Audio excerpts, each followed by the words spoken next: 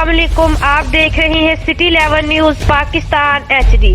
خبر شامل کرتے ہیں جڑاوالا سے ہمارے نمائندہ محمد شفیق کی رپورٹ کے مطابق مسلم لیگ نون ضلع فیصل آباد کے زیر اہتمام ضلعی صدر میاں قاسم فاروق کی زیرصدارت تنظیم اجلاس MPA ضلع additional general secretary Rana Shoaib Idrees Khan کے ڈیرے پر منعقد ہوا۔ اجلاس میں صوبائی حلقوں کے مدر ونگ، خواتین wing, minority wing, labours wing, MSCF اور یوتھ ونگ کے عہدیداران کی کثیر تعداد نے شرکت کی۔ اجلاس میں ڈویژن صدر اقلیتی ونگ کامران بٹی، ضلع صدر یوتھ ونگ عثمان اشرف گجر، ضلع سینئر نائب صدر چودھری زہد عمران گجر، ضلع سینئر نائب صدر یوتھ ونگ رضوان نواز باجوہ، آفتاب اکبر چودھری، MPA جعفر علی، ضلع سیکرٹری عدالت مزمل رضا ایڈوکیٹ، ضلع صدر خواتین ونگ قدوس ضیاء چودھری، اکبر علی گجر، میاں طاہر محمود چودھری، رانا اللہ رکھا، رانا شہنواز